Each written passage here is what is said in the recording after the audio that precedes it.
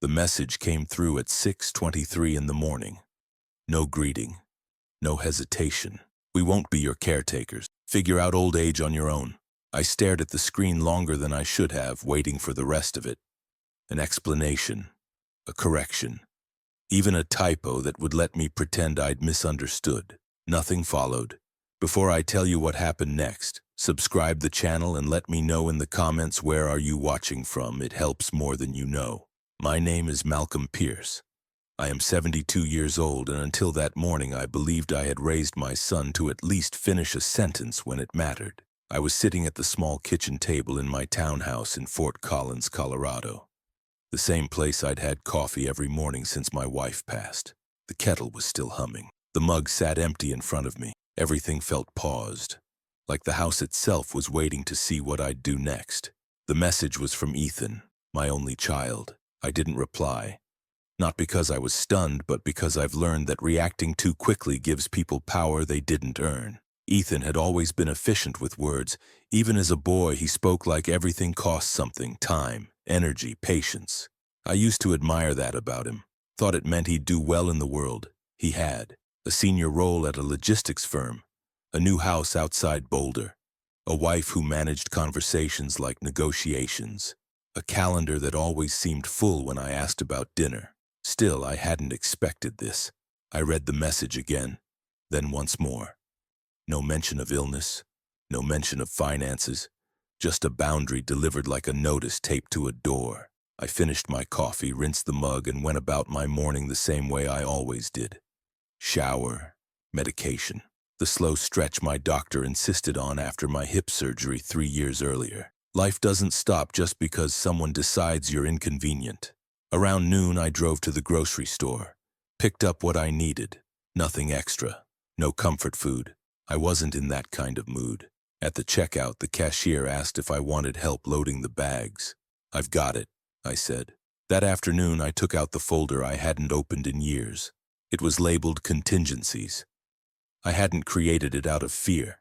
I'd created it after watching friends my age get cornered by circumstances they assumed family would handle. I'd promised myself I wouldn't leave my future to someone else's willingness. Inside were documents, insurance policies, account summary, notes I'd written to myself when my wife was still alive and we'd talked honestly about aging. What I hadn't planned for was this, not the logistics, the tone. I sat back and thought about Ethan's childhood, the nights I stayed up helping with school projects, the weekends I turned down overtime so I could be present, the college tuition I paid quietly without loans or lectures. None of it came with conditions. That evening, my phone rang. I didn't answer it. The voicemail came seconds later. "Dad," Ethan said, voice tight. "I know the text was blunt, but we need to be clear. We have our own lives now." I deleted the message without finishing it. Clarity had already been delivered. What surprised me wasn't the refusal. It was the assumption underneath it. The idea that care was something owed or resented rather than chosen. I went for a walk as the sun dipped low, the neighborhood quieting the way it always did around dusk. Couples passed me. Families. People who still believed the future would arrange itself neatly. I didn't feel angry, I felt alert. There is a moment late in life when you realize something important. That dependence isn't the same as connection. And that people who rush to remove obligation often underestimate what they're giving up. That night I wrote a list.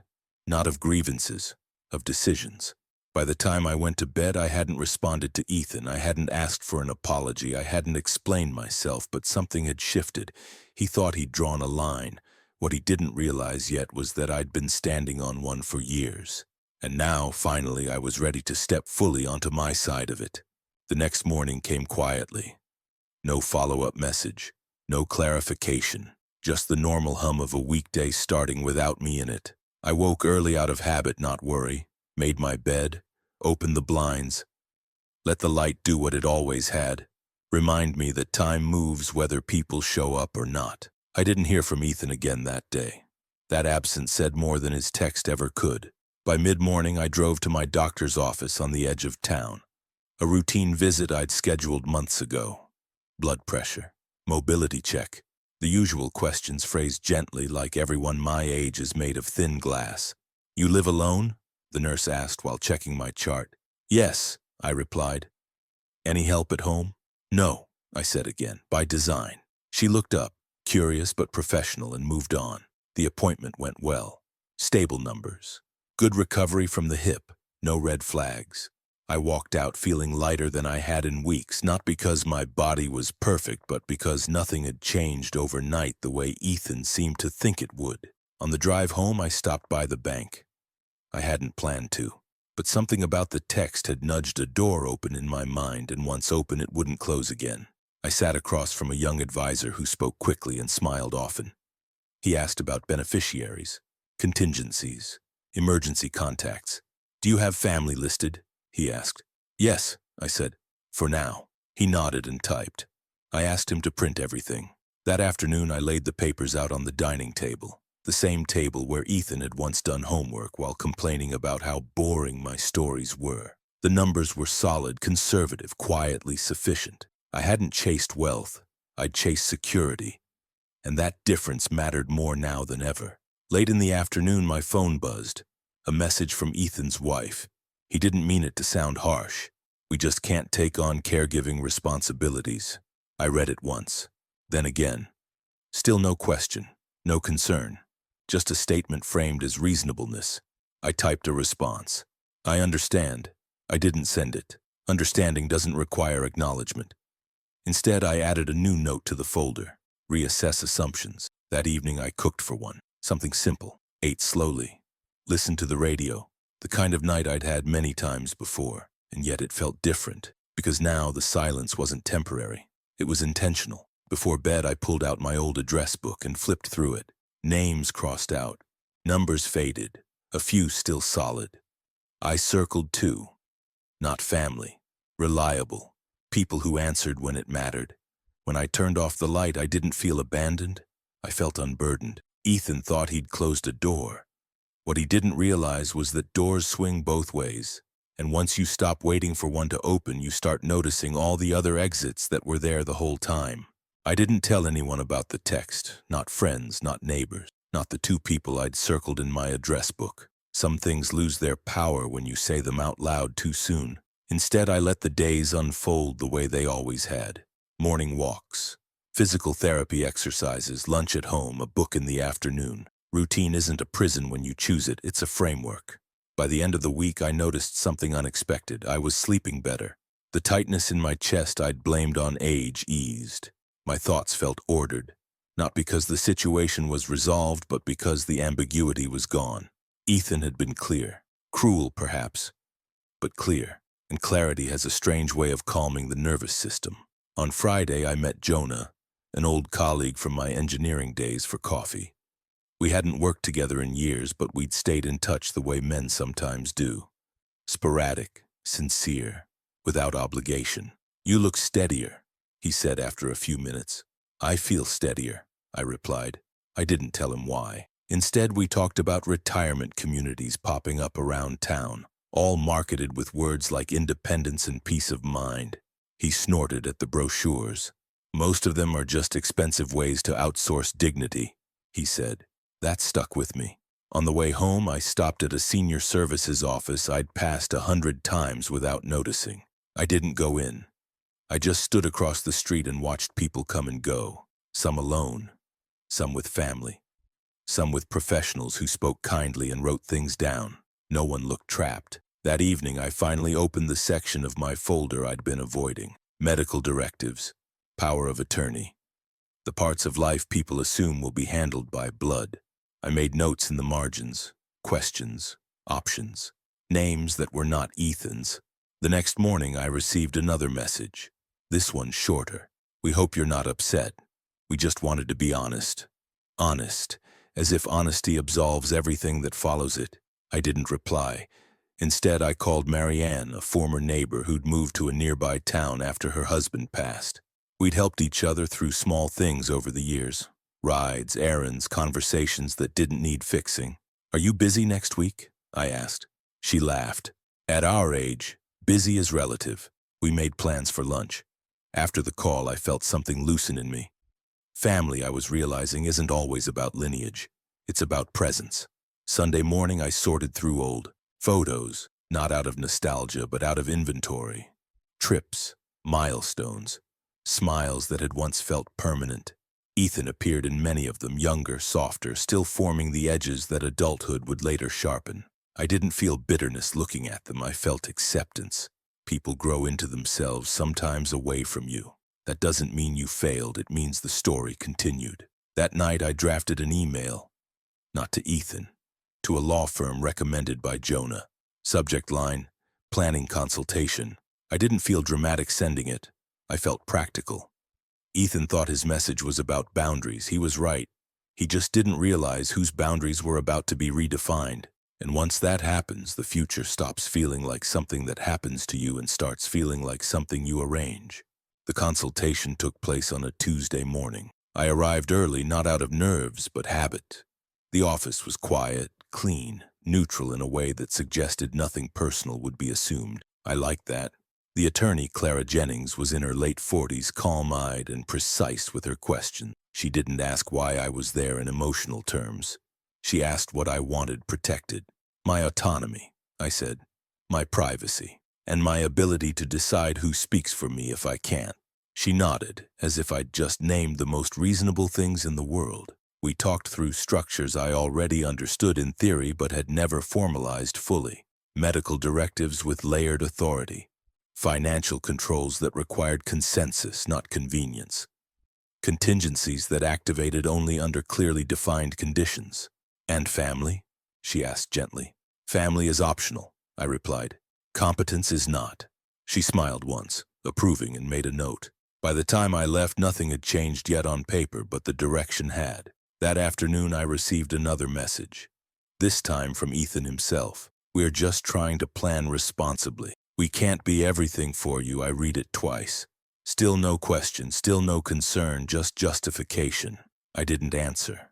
Instead, I went to lunch with Marianne. We chose a small place near the river, the kind that didn't rush you or pretend to be more than it was. We talked about her garden, my physical therapy, a neighbor who played the radio too loud. Eventually, she looked at me and said, "You seem lighter." I made a decision, I replied. She didn't ask what it was. People who respect you don't interrogate clarity. When I got home, I found an envelope tucked under my door. No stamp, hand-delivered. Inside was a brochure, a glossy one, a senior living facility outside Boulder. Photos of smiling couples, staged sunsets, promises of family-style support.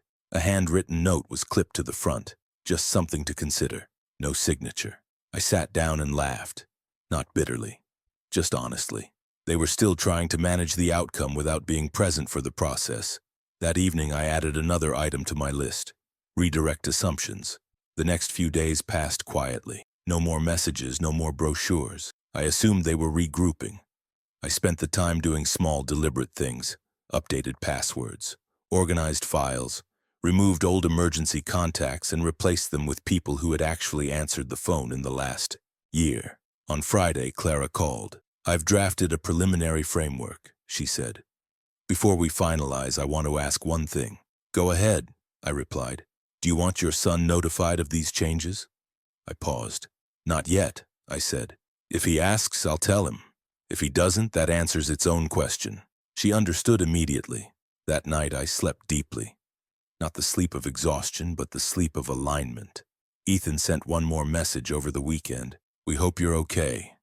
Let us know if you need help finding services." I read it once and placed the phone face down on the table. Need is a specific word.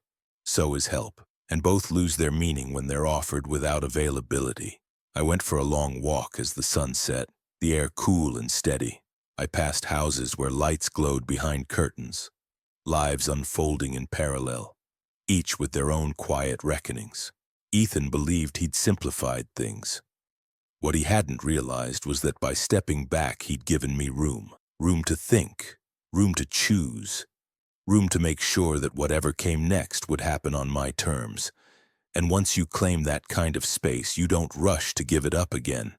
The paperwork moved faster than I expected. Once decisions are made, the mechanics tend to follow without resistance. Clara sent drafts.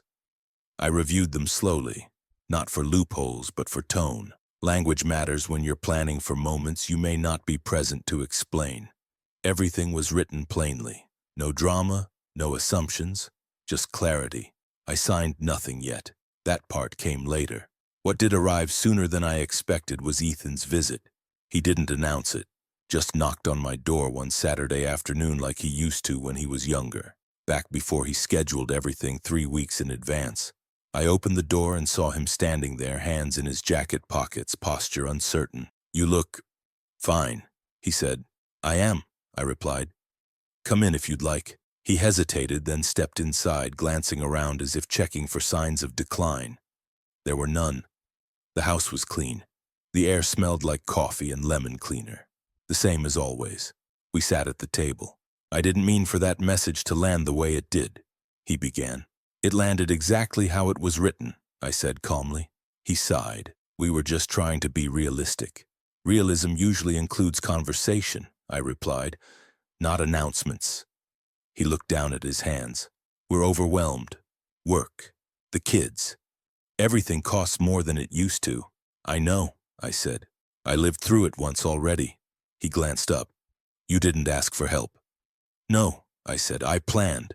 That caught his attention. "I've made some arrangements," I continued. "Professional ones, medical, financial." His brow furrowed. "Arrangements?" "Yes." "With who?" he asked. "With people who agreed to be involved," I said. The silence stretched. "You didn't list us?" he asked finally. "I listed reliability," I replied, "not blood." He leaned back, clearly unsettled. "That feels extreme." I met his eyes. "So did your text." That landed. He shifted in his chair. "I didn't think you'd take it this way." "I didn't think you'd send it that way," I replied. We sat with that for a moment. "I wasn't asking you to take care of me," I continued. "I was asking you not to dismiss me." He swallowed. "I didn't realize it sounded like that." "Intent doesn't erase impact," I said gently, "especially when it comes late." He nodded slowly. "I'm not cutting you out of my life," I added. "I'm just no longer structuring my future around your availability." He didn't argue. That told me more than any apology could have. When he left, he hugged me. Brief, careful, real. "I'll check in," he said at the door. "Do that," I replied, "if you mean it." After he was gone, I sat at the table for a long time, not angry, not relieved, just clear. The following week, I finalized the documents, signed everything in blue ink, steady hand, medical authority assigned to professionals, financial oversight placed with a firm that answered to structure, not sentiment, emergency contacts updated to people who'd already shown up without being asked. It felt less like preparing for decline and more like completing a long-delayed project. That evening, I cooked a proper meal and ate slowly, the way you do when you're not bracing for interruption. I thought about how easily people confuse care with obligation, how often family ties are used as shortcuts instead of commitments. Ethan had chosen distance. I had chosen stability. Neither choice was loud, but only one was sustainable. As I washed the dishes and looked out the window at the quiet street, I realized something else. This wasn't an ending. It was a recalibration. And the people who notice recalibration too late are usually the ones who assumed they'd always be central without ever checking whether they still were. Life didn't change overnight after that. It narrowed. And in narrowing, it steadied. My days settled into a rhythm that felt intentional instead of assumed. Morning walks, scheduled check-ins with professionals who knew my history because it was their job to know it. Lunches with Marianne or Jonah when our calendars aligned. Quiet evenings that didn't wait for a phone to ring. Ethan called once a week at first, then less regularly. The calls were polite, measured. He asked how I was. I answered honestly. "I'm well," I'd say. And I was. He never asked about the paperwork. I never volunteered details. That silence was mutual, and for once it wasn't uncomfortable, it was instructive. One afternoon, months later, I received a message from him. "We've been talking about the future, about what we should have done differently." I read it carefully, then I replied, "Reflection is useful. Action is better." He didn't respond right away. I didn't need him to. My health remained stable. The hip held. The numbers stayed where they should. My doctor remarked on it more than once. "Less stress," she said. It shows. She was right. Stress isn't just worry, it's uncertainty combined with expectation. Once I removed expectation, the uncertainty lost its edge. I spent more time outside, volunteered twice a month at a local workshop teaching basic repair skills. Young people, older people, all of them trying to be less dependent on systems that didn't always notice them. It felt good to be useful without being necessary. One evening, Ethan stopped by unexpectedly. He looked different, not older, just quieter. I want to be clear about something, he said after we sat down. I don't want distance between us. I don't either, I replied. But distance and responsibility aren't the same thing. He nodded. I see that now. We talked for a long time. No apologies, no rewrites of the past. Just acknowledgement. When he left, there was no tension in the room. No weight left behind. That mattered. I didn't reverse any decisions. I didn't need to. Boundaries aren't punishments. They're instructions. And once people understand them, relationships either adapt or reveal what they were always going to be. Late one night, I sat at the same kitchen table where that first message had landed. The house was quiet. The kettle hummed. The mug waited. I thought about age, not as a loss, as a filter. You stop chasing approval. You stop negotiating dignity. You stop assuming people will show up. Just because you once showed up for them, you start choosing consistency. Ethan had drawn a line that morning months ago. So had I. The difference was that mine wasn't about withdrawal. It was about alignment. And alignment, I've learned, is the most generous thing you can give yourself. And if you've been listening this far, subscribe to the channel and let me know in the comments what time it is where you're watching from. It helps more than you know.